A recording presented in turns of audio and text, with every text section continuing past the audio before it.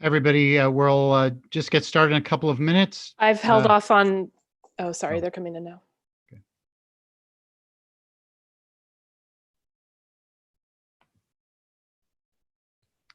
Hi, everyone. We'll get started in just a couple of minutes once we get everybody out of the waiting room and into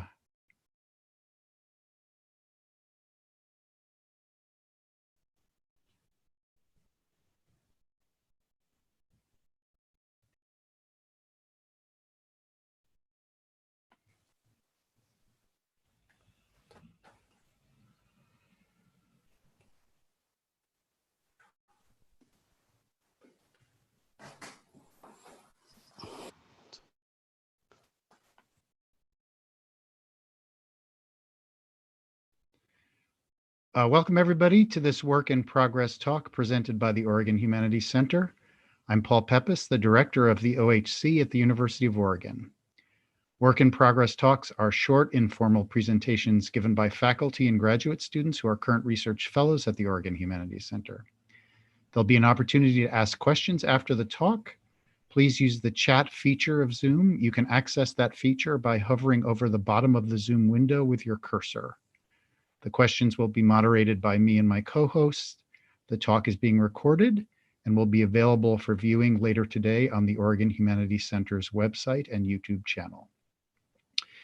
Roy Chan is Associate Professor of Chinese Literature and the William and Susan Pichet Faculty Fellow in the Department of East Asian Languages and Literatures. He is also affiliated with Asian Studies, Comparative Literature, and Russian, East European, and Eurasian Studies. Roy is a literary comparatist who specializes in modern Chinese and Russian literatures. Roy is a 2019-2020 Oregon Humanities Center Ernst G. Mall Research Fellow in Literary Studies. His talk today is titled, How Should a Communist Grieve? Ba Jin's Revolutionary Mourning. Roy, thank you so much for joining us. Thank you, Paul, for introducing me. And I want to thank the Oregon Humanities Center for their generosity in funding me this term. It's been, even amidst all of the chaos and the pandemic, it's been nice to be able to have a term to just think, reflect, and to write. I want to thank all of my friends and colleagues for taking part in participating in this, and all of the guests who have come, including one of my neighbors has participated, so that's wonderful. So what I'm going to present to you is the last chapter of a book project that deals with Chinese literary engagements with Russian culture from the late 1900s all the way to the end of the Cultural Revolution in the late 1970s. And what I'm trying to explore in this project is to think of the ways in which the Chinese relation to Russian culture constituted a kind of orientation to global modernity on one hand, but to think about how literature as form, as practice, and as institution has in its own right an orientating function on readers, writers, and the public. And so one of the things I'm wanting to look at is how the power of literature to orient readers in a certain way aligns dialectically with the imperatives of geopolitical and historical change. So I'm going to go ahead and share my screen so that you can see my slides. Here we are, share screen. Okay, so yes, it's called How Should a Communist Grieve? Ba Jin's Revolutionary Mourning. I mean the word communist with a small c rather than a big C. In fact, Ba Jin never really subscribed to communism. He was really an anarchist. Some have described him as an anarcho-communist. But in any case, I'm talking about left-wing culture in general, so do take that with a grain of salt.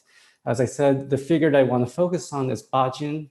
As you can see, he lives a very long life, pretty much the entirety of the 20th century. He is one of the most prominent figures of modern Chinese literature. And his name, Ba Jin, is a pen name. And according to legend, it is formed from the first syllable of the Chinese pronunciation of the name Bakunin and the last syllable of the Chinese pronunciation of the name Kropotkin, these two famous Russian anarchists. Now, there has been some scholarship that actually has thrown water on this story and cast out as to whether this is true. But just like Washington and the cherry tree, this has become part of the received mythology of Ba Jin as a writer. It also concerns another writer that Ba Jin has a close connection to, and that's Alexander Herzen. Alexander Herzen is one of the great figures of 19th century Russian literature, politics, and philosophy.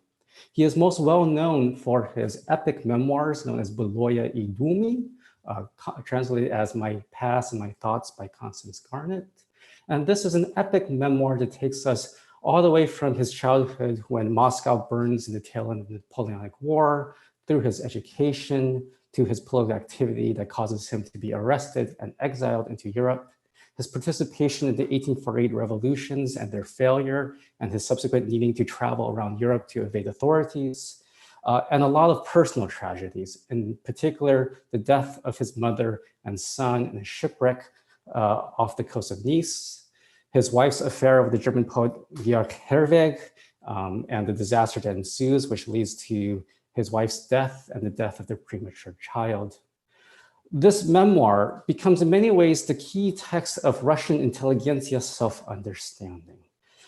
This idea of writing yourself into history and emerging literature, life, and history becomes a very important trope, I think, for Russian thinkers in the 19th century, but also in the 20th century.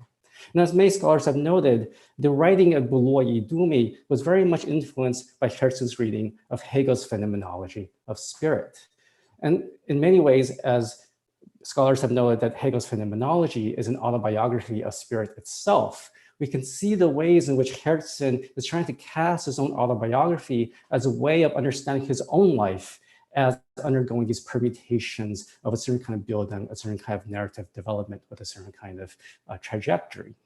In many ways, we see the trope of what's known as Napoleon in Vienna. That is to say, when Napoleon's troops enter the city of Vienna, that's exactly when Hegel decides to write the phenomenology of spirit. As Herzen says of his own memoirs, what he's trying to do with these memoirs is to describe what happens when history is reflected in the life of a man who just happens to get into history's way, okay? So this project of Былое и Думы and the certain assumptions about biography, life, and historical consciousness are a really important part of thinking about Russian intelligentsia culture and to think about what happens when they get translated into Chinese. For Ba Jin, he has a long engagement with these memoirs. It begins all the way in 1928 when he is an exchange student in Paris, Paris, and then later in this town called Château-Thierry. He first encounters these memoirs in English translation in 1928, and he starts to translate little snippets and parts of that translation. In particular, the story of Herzen's personal drama with his wife, at what's known as the family drama, the Semenia drama. And all that catastrophe happens just a few years after the failure of the 1848 revolution. So many scholars have thought about the ways in which Herzen is plotting his own life catastrophes along with the political failures of what happens in Europe. If you've seen Tom Stopper's The Coast of Utopia or read the trilogy, it's all about Herzen's life and his contemporaries. So Ba Jin starts to translate these memoirs in snippets and bits and pieces all throughout the 20s, the 30s, the 40s, and the 50s. And he gives different titles to this project. But what I'm looking at is what happens in the 1970s during the Cultural Revolution, when Ba Jin is persecuted as a counter-revolutionary and as an anarchist. His wife dies tragically of cancer. She is denied proper medical treatment, and this leads to her premature death. He is stripped of his rights to publish his own work, and therefore the only kind of work he can do is translation. So he decides to do, beginning in 1973, is to start an unabridged translation of My Past and My Thoughts, and he gives it the Chinese title, 往事与随想. So his ambition is to go from the very beginning to the very end. He sees it as a 5-part translation project. He publishes the first volume in 1979. Around this time, and this is 3 years after the death of Mao and the end of the Cultural Revolution, Ba Jin is invited to go to France under the auspices of the International Pen Association and the Sino-French Friendship Association. So he, along with his daughter and a delegation of writers, go to France and they visit a number of cities. And he has this intention that when he goes to France, he's going to make it to Nice, where Herzen's grave is, and he's going to sweep his tomb. So this is right around the time that the first volume of translation is in production. However, when he's in Paris, he's contacted by someone named Noël Hist, who is a medical researcher at the Institut Pasteur. And he is the descendant of Herzen. And he's read about Ba Jin's visit to France through the press. And he says he would like to meet. And so he meets Ba Jin, and they meet a number of times, and they converse, share certain gifts, talk about their shared connection to Herzen. So what's important about this physical historical event is that the first volume translation is in production. And when he returns to China, he makes sure to add a second postface where he describes this meeting and talks about visiting the grave. So that gets added as a paratext to this translation. Now, just to show the line of descent of where Noël Hist comes from, Noël Hist descended from Herzen and his wife Natalia. They have Euge Herzen. Euge marries into the famous bourgeois Monod family. Their daughter Germaine marries Xiao Shan, and then they have a number of children called the Ries. And by this point, the family has basically have lost most of the Russian roots. They're basically a French family, but there is this genealogical tie to the Herzens. Okay, so during one of these meetings between Noël Hist and Ba Jin, Noël Hist gives Ba Jin a photographic reproduction of a portrait of Herzen that was painted by his daughter in 1865 and which Noël Hist keeps in Paris. And he gives Ba Jin the photograph as well as a negative, and that is sent to the publisher to be added into this first volume. Okay. Another thing that happens is that around this time that he's putting this volume in production with the title 往事与随想, he is also working on his own set of memoiristic vignettes under the general title Record of Occasional Thoughts, the 随想录.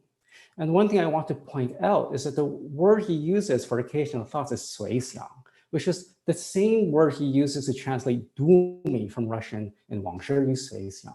And so there's very clearly a self-conscious intertextual, and what I would like to argue, a genetic tie, a tie of family resemblance between these two texts, his own autobiographical writing, as well as that with Herzen.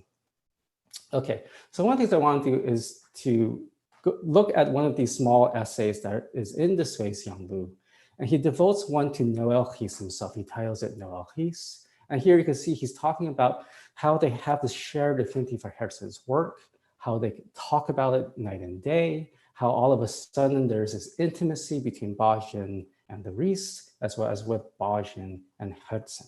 So in these little snippets of writing, these paratexts, he's talking about this intimacy he has with Herzen, one that begins in 1928 and develops over time all the way to the 1970s. And then when he goes to France, he actually meets the kin of Herzen. And so there's a really interesting way in which in this writing, he is as if writing himself into Herzen's revolutionary genealogy, intimating that somehow there's a kind of kinship between Herzen, not just a symbolic kinship, but in fact, a genealogical kinship between him and the Herzen descendants. So what I want to do is think about what my lines of inquiry are, what I'm trying to do with this project. One of the first things I want to do is to think about the genre of memoir as what Lydia Ginsburg has called a pромежуточный genre, or an in-between genre, a genre that traffics between literature and life. And I think this is one of the most important ideas of intelligentsia life. How do we overcome abstractness? How do we overcome formalism? How do you create an integrated totality between life and literature? I'm also struck by the interesting relationships between translation and mourning, and the ways in which Ba Jin's work of translation is aligned with these acts of mourning. He's mourning the death of his wife. He's mourning the loss of his literary career, and translation is in some ways the substitute of a writing life. It gets wound up with his actual pilgrimage to Herzen's grave. And so the ways in which he thinks of translation and mourning together, but also the ways in which acts of mourning becomes ways of garnering recognition. When Ba Jin is self-consciously translating Herzen and going to Herzen's grave, I think what's happening is that he's seeking recognition from someone who's been dead for almost 100 years. right? So the ways in which there is a kind of active recognition happening, that's happening beyond secular kind of historical time. The other thing I want us to think about is that the Ba Jin who encounters Herzen in 1928, he's a young anarchist. The Ba Jin who translates Herzen in the 1970s, when he's lived through all the turmoil of the Chinese Revolution, the anti-rightist movement, and the Cultural Revolution, is a very different Herzen. The weight of those decades of experience, the weight of that build-up culminates in this translation in the 1970s. And one of the things I want to argue is that if we want to look for Ba Jin's Bildung in this, it's best to actually look at the translations that pass over time and the different prefaces that he says in different moments of time as he translates this work. The other thing I want to think about is how literature, life, and revolutionary ideals are linked through these ideas of utopian kinship, right? Transnational kinship, and kinship that goes beyond decades and generations, and how they're wrapped up in quasi-sacrificial acts of mourning. He's sweeping the grave. He receives the image of Herzen that goes into the memoir. The ways in which this translation is tied up with these material acts, and these material acts are then inscribed in the translation itself, right? We can see the translation in its own way, not just as a literary text, but as a memorial, a gift, a kind of sacrifice to a lost forebear. And this is where I'm going to get very speculative. One of the things I'm really trying to do with this project is to think about a very complicated discourse of spirit in ways that encompasses ideas of Geist and the Hegelian heritage of thinking of Geist, to the Chinese notion of revolutionary spirit, Gaoming-Jingshan, as well as ideas of spirit that are embedded in family and kinship relations. So that family sacrifice as a way of maintaining the family spirits, right? And so what I'm trying to do is dialectically think through spirit as a way of expressing universal community in the Hegelian fashion and in the fashion of Western modernity and philosophy, but also spirit as the spirits, the Shan. And I would like to argue, and I know this is speculative, that ultimately we have something going on in what Ba Jin is doing. So I want to go through some of my scholarly inspirations of how I'm trying to come to this. First is Wendy Larson, who I believe is here, and her book on revolutionary spirit is absolutely essential for me for thinking about that. Daniel Leza's work about Maoism as a cult and taking this idea of cult seriously, not as simply a pejorative or to show that this is, hero worship and totalitarianism, but to take the idea of cult as a social, cultural structure and practice. In Ferry Jameson's work on Hegel's phenomenology, he talks about how we should think of Geist as a secular and necessary abstraction to think of collectivity. So he says that, what is Geist? It's a way of thinking collectivity. It's a kind of trope for that. But I'm also engaging with someone like Enzo Traverso, his left-wing melancholia. And he's talking about how left-wing cultures have always had to deal with defeat and failure. And that how revolutionary cultures process that through ideas of melancholia and mourning is a normative feature of left-wing cultures. But this also relates to Alexander Etkin's recent work, Warped Mourning, where he talks about how the totalitarian Soviet regime, in many ways, subverted the ability to grieve those who are lost by the oppression of that regime. And so that mourning becomes so-called warped. More recently, I've been engaging with the work of the Soviet philosopher Ivan Ilyenkov and his ideas of the dialectics of the ideal. And so here he's trying to retrieve the Hegelian idealism in a Soviet context by arguing that what we call the ideal, the idealnaya, is really the product of ongoing communal human activity. It corresponds to material processes of human activity. The ideal, the ideal, is simply the figure that subtends a whole set of human actions and arrangements. And so for Ilyenkov, this idea of substitution that happens with the ideal is a substitution, it's a kind of a place marker for more complex human activities as a way of trying to save Hegel's idealism in a Soviet context. And so those are some of the things that I'm trying to think about through this project and trying to bring together. Let's see. Okay, so one of the aspects I want to point out is this cathexis between revolutionary mourning, that is mourning a revolutionary failure, and spousal mourning, losing one's wife. In the family drama of Beloye Dumi, one of the key moments is when Natalia, Harrison's wife, dies. She dies of pleurisy. And this has a special significance for Ba Jin in the 1970s because his wife Xiao Shan dies in 1972 of cancer. And she was a renowned translator of Pushkin and Turgenev. And Ba Jin writes about her identity as a translator, and that when she died, how he comforted himself in her absence was to read her translations, and that he wished in his own deathbed that he would have his wife's translation next to his body. So we see the ways in which the translation as a text becomes a material object that stands in the place of one's loved spouse. In his most famous essay about this, Remembering Xiao Shan in the Sui Xiang Wu, where he's talking about his wife's final years and days, he makes this point about how Karl Marx himself grieved the death of his wife, Jenny, in 1881, and she died of cancer. And so it's an interesting kind of moment where he's bringing up Marx as an example. And he's drawing from his reading of Franz Mehring's 1918 biography of Marx that was translated into Chinese into the 1940s. And when you read that biography, one of the most interesting things is that when Jenny is about to die, she tells Karl, after I die, dispense with all ceremony, dispense with all ritual. We are not those type of people. And 2 years later, when Marx dies, he says the same thing: dispense with ceremony, dispense with ritual. We are not those type of people. So this idea that Marx and his wife Jenny, as adherents of left Hegelianism, who've read Feuerbach's critique of Christianity, they're living out their atheist ideals up to the very end. But what's really interesting, but then one thing to think about is this true of people who come after? Is this true of Lenin? Is this true of Mao?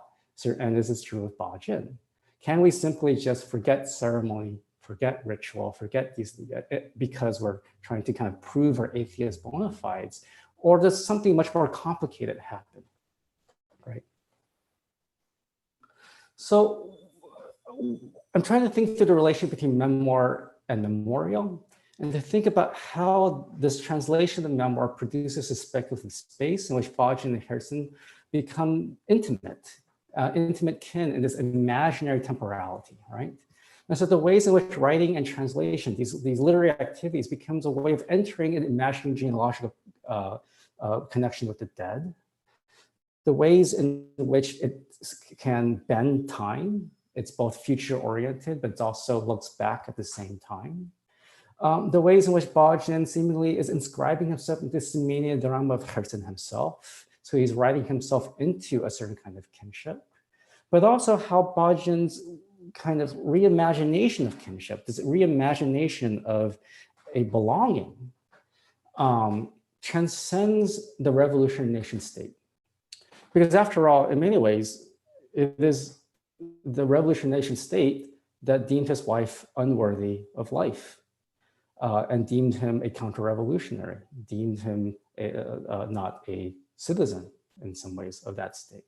And so how does one find recognition in the aftermath of that? And I think this explains a lot of Ba Jin's push towards the international after the Cultural Revolution. He was very involved in international writers associations and events and all of this cosmopolitan kind of activity, which is not just in Ba Jin, but many intellectuals after the Cultural Revolution, to kind of get away from a certain kind of revolutionary nationalism and more towards engagement with the world. Okay, so in his essay about Noël Riis, he talks about visiting the grave of Harrison in France. And he goes and he describes what it's like to see that grave and what's inscribed on there. And he says, I stooped down to transcribe the words on his headstone, his mother, Louise Haag, and his young son, Golia. I'm going to have to minimize this because I actually can't read all of that.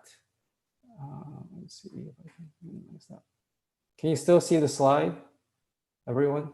Yes, no? Who drowned in the ship, Louise Haag and his young son, Golia, who drowned in a shipwreck.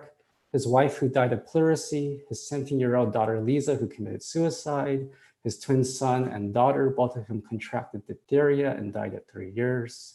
He only lived to the age of 58, but tragedy cannot completely erase a person. He left behind 30 volumes of writings. He left for us writings that burn a flame. These writings to this day encourage people to move ever forward. It's a very tragic kind of description of a tragedy of a family, but also in some ways he's reflecting on the tragedy of his own family, what's happened to him.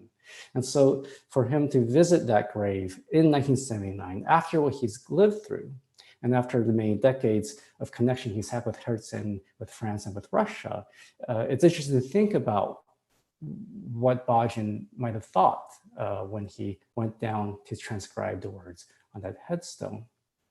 Okay, so one of the things I want to think about is how acts of revolutionary mourning might be important, not just in memorializing the dead, but in affirming the subjectivity and the consciousness of those here and now. The ways in which even revolutionaries need their own ancestors, and that we need to maintain the memory and the spirit of those ancestors. If we preserve an idea of spirit in revolutionary culture, then we need to think about what are the material practices that sustain spirit, that keep it going. And to think of things like translation, writing, ritual, and exchange. So exchange of gifts, exchange of images as ways of sustaining a revolutionary ideal. And to think about the materiality of what Ba Jin is doing. He's not simply translating. That translation work happens as part of a totality of material actions that foreground the ideas of intimacy, of feeling, of affect, of creating these social bonds between the living and the dead.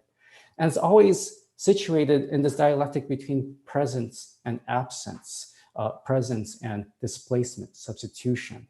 And so the importance of figuration, the importance of trope, or what Ivankov calls ideality, as an important logic in linking what is secular, what is material, what is human, and then these ideals, these figures that seem to stand in for them as well. So what I want to end with, I think I'm good for time, so I want to end with a photograph, and let me see that. So this is a picture that I took 2 summers ago of Herzen's grave in Nice at the Cimetière des Châteaux. And so I did go see the tomb. All of my Russian professors would tell me, you have to go visit Herzen's tomb. And I have to say, for a couple of years, I really hesitated. I don't like to travel all that much. And I wasn't really sure, I'm a literary scholar, I work on texts, I do interpretation. I wasn't really sure what the payoff would be and how I would be able to justify this in my expense report. What would be the point of actually seeing the tomb of Herzen, right? But I decided to just go and do it and see what happens. And so you go to the tomb, it's on the Protestant section of the Christian cemetery, on top of this really lovely hill, the Castle Hill, Colline des Châteaux. And you see this statue, you can't miss it, this bronze statue. And so we looked at it, and if you notice that Herzen is kind of looking at a certain angle. And so my partner and I, we took our iPhones, we used our compass and then tried to figure out where we were. And I realized that what is he looking out towards? He's looking out towards the old port of Nice. So he's looking into the water, basically. When his mother, Louise Hogg, and his son, Golia, die in that shipwreck off the coast of Nice, their bodies are never recovered. They perish in sea. And so in fact, what's happening here is that Herzen is looking out into the sea as if he's waiting for the recovery of his loved ones. And that struck me. I mean, when I realized what he was actually doing, what this statue is doing, it struck me just how emotional and how poignant that was. And it made me think about what was Ba Jin feeling when he went up there, after having to live the life that he did, finally being able to make sacrifice in front of Herzen's grave. A grave that's not just a grave for Herzen, but for many members of that family. It's a family vault, a family tomb. And it made me think about, what do we do as humanists who are engaged in interpretation? The ways in which interpretation requires a certain kind of intimacy with the text and an intimacy with those who write texts. In just the same way that Ba Jin's translation work was a form of intimacy with the Herzen family. right? That for him, translation, it wasn't merely a literary act or a professional act. It was very much a spiritual act by which he sought to kind of write himself into the life of Herzen. And I think also, when we do interpretations, humanists, it's not merely an objective science or kind of an objective analysis. There's an embodied way in which we are embedded closely with our objects of study. And so it was important to be able to kind of think about that, but to think about what these intellectuals were trying to do. They weren't trying to approach the world in any kind of sterile, objective way. Following Hegel, they were trying to find a totality by which they were implicated in what they were trying to study and think about and look at. And so what you have is a true hermeneutic circle. And this is what we do as humanists, which I think is particular to us.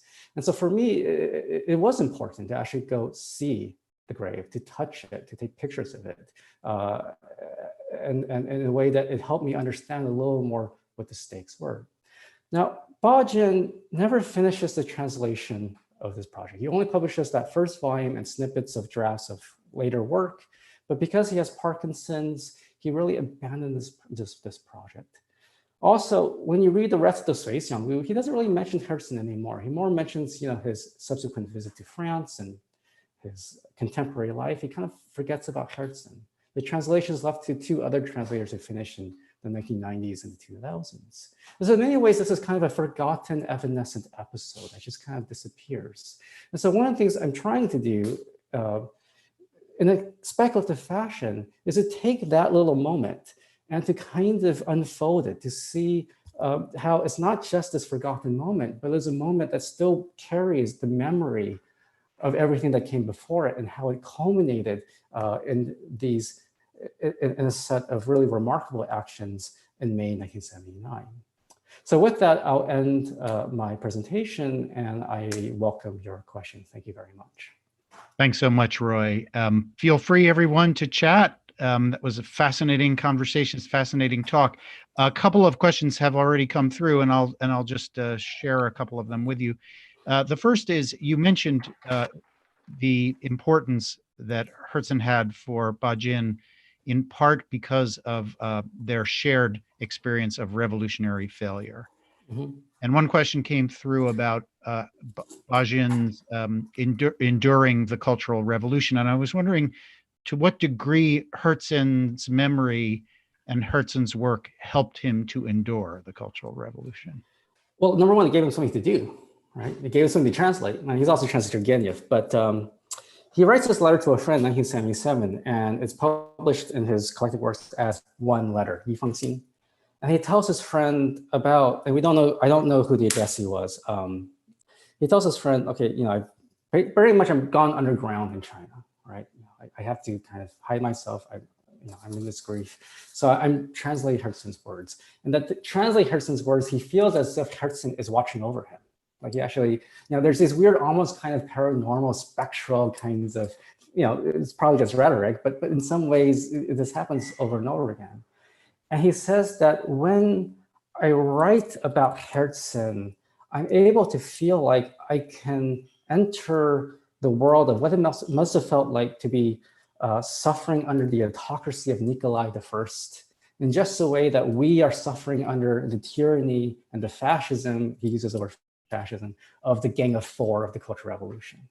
So in fact, it is key in many ways to his survival. His ability to project himself in another country, in another century, I think is a key part of how he survives what's going on.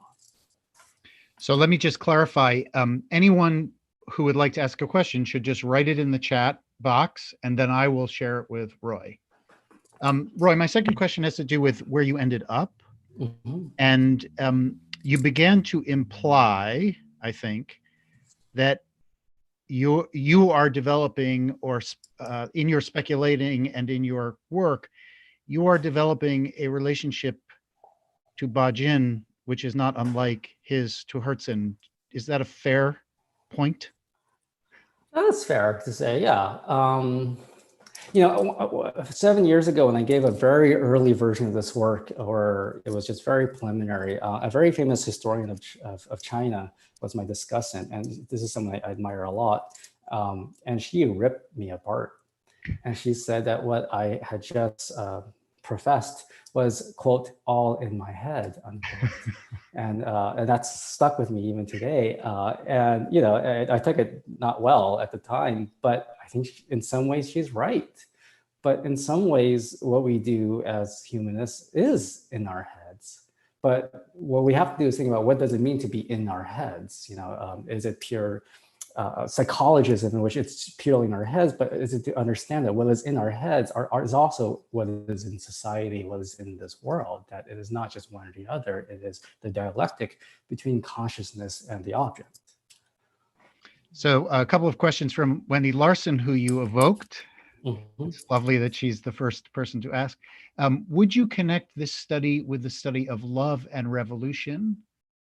And how are the material practices, translating, writing, ritual exchange, actually keeping revolutionary ideals going, if Wendy understands you correctly? She can see this as possible, but is it the case with Ba Jin? Okay, I think I haven't really thought of it in terms of previous work on love and revolution, work by Liu Jianmei and others. I think I'm doing something a little different about it with it. It's a little more on kind of a sideways kind of way of thinking of it. So I'm not thinking about romantic love in of itself, but I think that's something for me to think about. Number two, one of the things I'm trying to think about is what is left for Ba Jin to believe in? What is left for him to subscribe to keep afloat, to keep alive? And so when I talk about things like, to think of this as mourning, to think of this ritual, I'm not thinking of this as a very organized, conscious program of political religion. I'm really thinking of these as kind of improvised, fledgling attempts to come to grips with what's going on and to keep some vision of futurity going. Does it work? You could say no, because he forgets it pretty quickly, right? It's abandoned his work. But perhaps I take a more Benjaminian approach to history, where it's really not about whether or not there is this continuity, but ways in which a spark from the past can open up paths to the future. So that's kind of where I would go. So one thing that's important is to be humble with this, not to say, this solves it all, but to try to see this as an attempt to make sense of what is a pretty traumatizing moment for Ba Jin. So the next question is from Joyce Chang. She praises your project and then asks a tough one. She says, could this not be criticized from certain Marxist perspectives as a crypto-bourgeois personal piety? Well, this is the problem with Ba Jin, right? I wouldn't call him a Marxist, right? He doesn't really, and in many ways, he's very much imbued with a certain kind of humanism that I think dates back to his commitment to anarchism, to people like, he corresponded with Emma Goldman, he translated work by Alexander Berkman, and he loved, as we know, Kropotkin in particular. And then after the Cultural Revolution, how quickly, in many ways, as intellectuals are able to reclaim their place in society after 10 years of persecution, become in many ways authoritative figures in that culture and profess, whether it be liberal humanism or Marxist humanism and certain kinds of cosmopolitanism, in which they are right to denounce the violent excesses of the Cultural Revolution, but in some ways don't really come to grips with the internal contradictions of the Chinese Revolution that have caused these rifts to happen in the first place. And so one of the things I do point out in the project is that, there are these blind spots in the way that Ba Jin conceives of this. He tends to try to conceive of this in more moral, humanistic, aesthetic ways, and not take so much sight as to some of the more material social contradictions of which the Cultural Revolution was an expression. I need to mention one point in the question that Joyce asked because I omitted it, which was the connection between autobiography, the integration of autobiography and history. That was key Joyce's question. Sorry about that, Joyce. Okay, yes. So the next one is from Brent Dawson. Could you talk a bit more about the relation for you between the Hegelian capital S spirit and its connection to larger political and cultural movements with the more localized spirits of graves and families and the acts of mourning and memory associated with them? That's an excellent question. I don't know if I have a ready answer for you. That's one of the things I'm trying to grapple with in many ways. I go back to Hegel, and he's talking about the difference between family and the universal community and the ways in which they have very different attitudes towards spirit, right? So the spirit of family mourning, of saving the dead from oblivion, is one that is in a very kind of circumscribed and kind of local context versus the spirit of the human community, the universal community, which has history, historical consciousness, reason, and all of that. So how does one go from one to the other to transcend from the limits of the family towards kind of a universal humanity? One of the things I think is going on here for Ba Jin, and remember, Ba Jin's most famous novel from the 1930s is called Family. And it's a critique of the patriarchal Chinese family in favor of the universal community of citizenship. And yet he keeps returning to these motifs of kinship and mourning, especially towards the end. And so one of the things that I'm really interested in is how thinking about kinship becomes a way of actually critiquing the state, critiquing revolutionary modernity, critiquing the pitfalls and the failures of the universal community to really recognize everyone in its path, in its scope. On the other hand, though, and following Butler's critique and commentary on Hegel's treatment of Antigone, we should be careful not to take kinship ties as merely natural and merely given. And I think what's really interesting what Ba Jin is doing is that he's reimagining what kinship might mean in a way that makes sense. It's not simply Chinese folks, it's also Russian folks who happen to be in France. Have I lost Paul?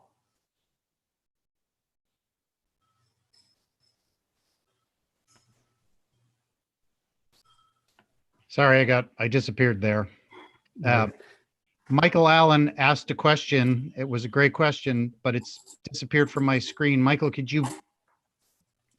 why don't you unmute yourself, Michael, and ask your question?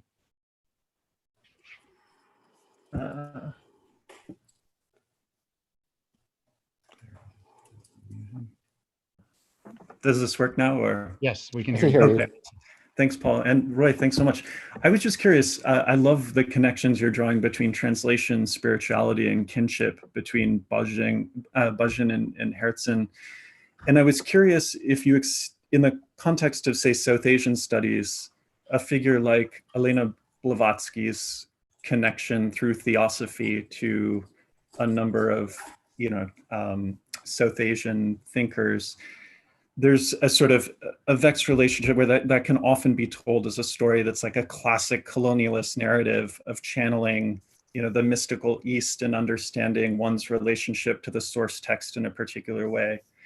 I'd be curious, obviously the friendship relationship you're charting between Ba Jin and Herzen doesn't graft easily onto the Blavatsky or theosophist understanding of translation, but I'd love just to hear your thoughts of putting those in dialogue, if at all, or how you see Ba Jin's relationship to Herzen complicating or affirming that sort of connection.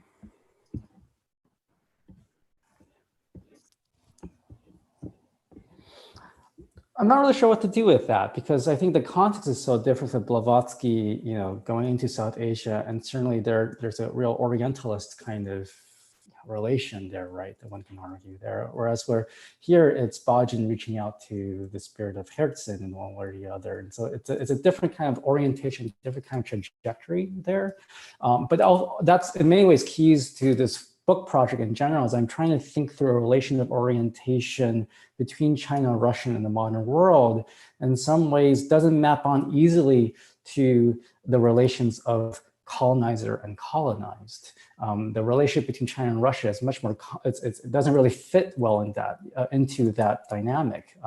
Here you have two countries that in many ways will make a lot about ideas of slavery and serfdom as a trope to understand their place in global modernity, but at no point was China as an actual colony, nor do they have a system of slavery. And then Russia's relationship to serfdom is very complicated. And yet they're using that heuristic as a way to try to kind of understand who they are. And so one of the things I think to think about is to try to kind of locate what is distinct about this geopolitical relation between Ba Jin and Herzen, between China, Russia, and also by way of France. And then what's happening to Blavatsky, who I believe is of Slavic origin, going into India and doing what she does. So that's kind of where I would start to try to answer that question. I'm not sure, though, where I would yet go with that. So the next question is from Bryna Goodman.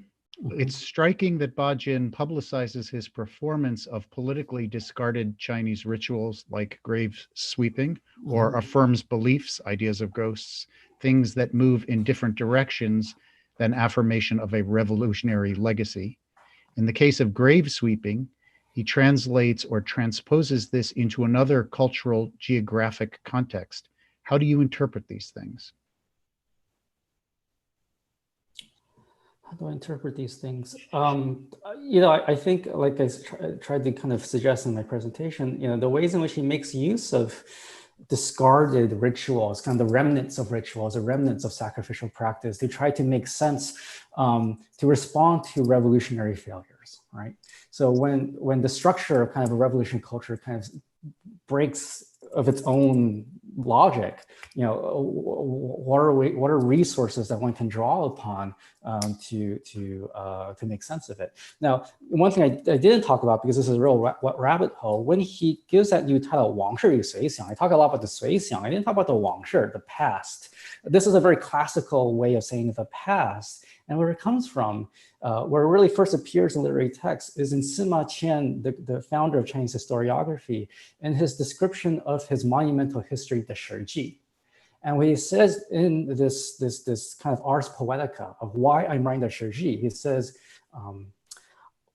people who suffer tragedy, who suffer a blockage of ambition, who are stopped from manifesting their path, they start to tell of the past, 故述往事, in order to think of those to come, 思来者.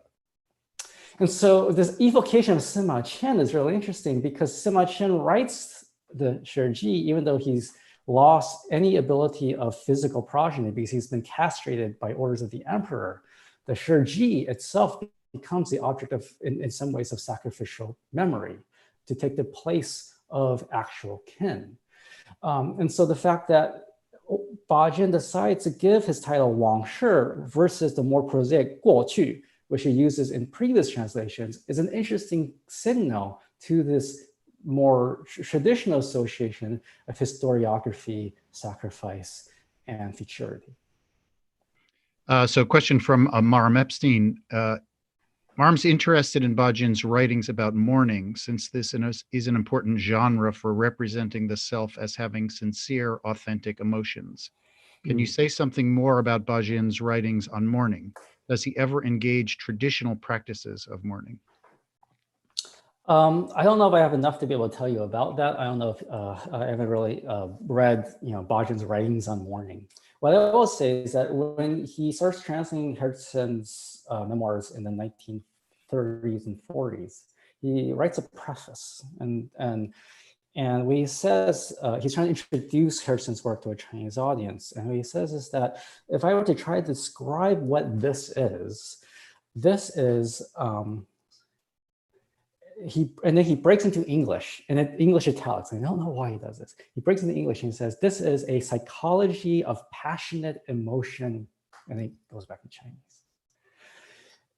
The fact that he has to leave that in English for some reason rather than in Chinese.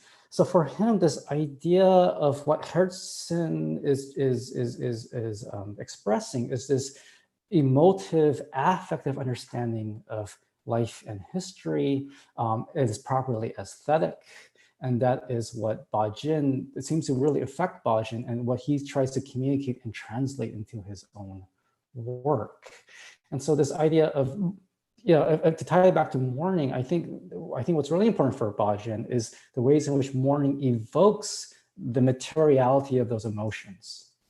It helps us to experience them, to relive them, to rethink them. And there's a way in which these acts of mourning become acts of memory that allow us to take stock of the duration of time that culminates in these moments. This one's from Tseyin Tiao. Love the idea of translation as cathexis, an embodied practice, the attempt to keep the future open and going. Can you say a little more about how you square that with your prefatory remarks about literature as a special case? Do you think of translation and literature as identical or something else? Both, right? I would say, I would say both. One of the things that I had to kind of come to terms with is that when he writes the Sui Xiang Wu, his set of vignettes, they are not an epic memoir in the way that Below You Do Me is, right? It doesn't take us from its beginning to its end. They're kind of disorganized and kind of random. And in fact, Jeremy Barmay's translation of some of these essays is he translates the title as Random Thoughts to kind of give a sense of its kind of unformed nature. And part of it is because Ba Jin's in his 70s and he doesn't really care anymore. He wants to just say what he thinks as it comes to mind.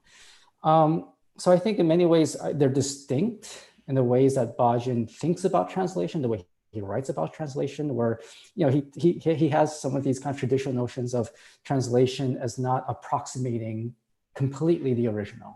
And so that there is a kind of semantic loss. And therefore, there is a kind of warning in the act of translation itself. He notes that his wife's own translations weren't always perfect, and that they left a little to be desired, and yet they're still lovely to read, right? So there's these kind of old-fashioned notions of translation as encompassing a gap becomes figured as a way of thinking about loss, but also in reclaiming that loss as well. So I think there is a distinction between translation and literature, but then we can also see all of these acts as happening within the ambit of literature as well. Literature as a lived practice that engages all kinds of activities, all kinds of connections, orientations, and so on. Next question is from Ben Gillespie, who thanks you for the talk. Considering historical interpolation and acknowledgement through Ba Jin's writing and translating, Ben is wondering how you would characterize his conception of language. It made Ben think about Voloshinov and a Marxist approach to linguistics that emphasizes the material reality of language and its inseparability from social life and class struggle. Wasn't Ba Jin a major proponent of Esperanto? Further afield, have you thought about engaging with Cavelian acknowledgement? I haven't. Let me start from the end to the first. I haven't engaged with Cavell, but thank you for the suggestion. It's ironic that you mentioned Voloshinov, because yesterday I did a workshop with my grad students on Voloshinov's Marxism and Philosophy of Language, so I've been thinking about that. I'm not sure if that's Ba Jin's view of language. I think what he's really interested in is language as almost having an incantatory quality in bringing the dead back to life. So this idea that language brings forth emotion, but also brings forth the spirits, I think is what's really important for Ba Jin. He talks about how Herzen taught him to write his blood and tears into writing. Like he uses the terms blood and tears. That's what Herzen taught him. And what's really interesting about this idea of emotion, it's not emotion as a natural given, but emotion in itself as a product of human society that has to be developed through culture. So Joyce has got another question. Why family? In the European Enlightenment, the cult of friendship arose as the paradigm because of the promise of freedom and disinterestedness. Why family then? Could it be that it's not crypto-bourgeois personal piety, as Joyce suggested earlier, because feudal concepts of family is precisely what's not about sovereignty of the self, because not oriented around the couple. Mm-hmm. And then parenthetically, the only chosen family member. Why family? Okay, so as I said, Ba Jin's most famous work is a family of 1930s, which is this, this attack, this iconoclastic kind of, the Chinese family has ruined us and we need to get away from this. And especially with his international associates with Esperanto and this, I forgot to address the Esperanto part, I'm sorry. This kind of, this World Republic of Letters in which we all relate, we're all brothers and all of this stuff. One of the things I'm trying to suggest is that despite this ostensible kind of rejection of family in favor of the international World Republic of Letters, there is what I call a residue of kinship. There's something about the way in which ideas of kinship stain this whole project of what he's trying to do. And one of the things I'm trying to think about when Enzo Traverso talks about left-wing melancholia and how we mourn revolutionary failures, how can we think of an object that's worthy of mourning unless we imagine some kind of kinship to it? And so one of the things I'm trying to think about is kind of the stubbornness of kinship in these formations. In particular, I'm also thinking about queer theory and its relation to kinship, and to think about queer ways of recreating kinship, in the way that, not all queer theory is about destroying the family, it's about reimagining those kinds of bonds. So I think one of the things to answer Joyce's question, there's something about kinship that makes it very stubborn, but also makes it open to transformation as well and reinterpretation. So the next question is from Brendan O'Kelly.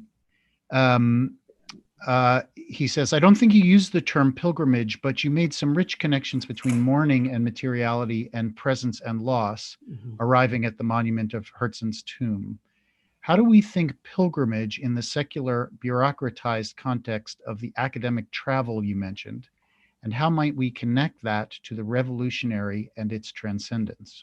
I think that's an excellent question, because one of the hardest things I've had is trying to trace this trip that he makes to France. Like, who is he talking to? Where is he going? He gives some, in his own memoirs, he talks about where he goes and all of this. But and I looked at French newspapers when I was in France to see if I could hammer out some dates and all of this. It's kind of hard to figure out exactly what this trip is, and a lot of it sounds like a kind of a junket. He's part of a writers delegation from China. There's all these official events. These meetings that he has with Noah Heist, they're not just in this hotel room. They happen in the context of the Chinese embassy had this farewell party. And so here he has this very personal, intimate conversation with Noah Heist in this rather stately kind of banal function, right? And so that's not pilgrimage, right? That is kind of like a junket of some kind, the things that we all dread to do. And if anything, this pandemic has given us the freedom to not have to go to conferences and stay in horrible hotel rooms and horrible and weird cities. And yet there is that pilgrimage. And so, when we went there, my partner and I, we hiked it. You have to go pretty much to the top of the hill. And, Ba Jin basically has the early stages of Parkinson's. And so how on earth did he get up there? They must have driven. You can drive up to the cemetery. And this is a huge trip for him to take. He makes one more trip to France. He doesn't really travel that much more because of his frailty. And so there's a way in which the commitment it took for Ba Jin to commit himself to that trip, right? In his old age, in his increasing immobility, to say that I have to complete the project. I'm not going to complete the translation. I will never publish more than that first volume, but I have to at least complete the trip to the grave. And I do think in some ways that after he does, he can let it go. So this will be our last question since we're coming to the end of the hour. This is from Nadia, who is wondering if, in the context of Ba Jin and past thoughts and feelings, is it possible to think of translation as an almost spiritual practice of resurrection, calling the original back to life, mourning the text itself, considering especially how semi-forgotten this text is nowadays?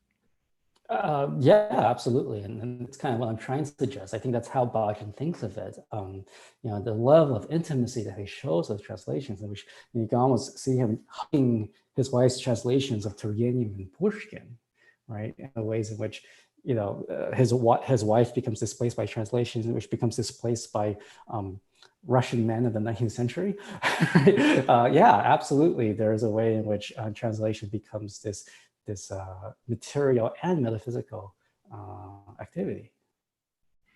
Well, Roy, on that note, thank you so much for sharing this fascinating work with us. Thank you, everyone who joined us for Roy Chan's Work in Progress talk.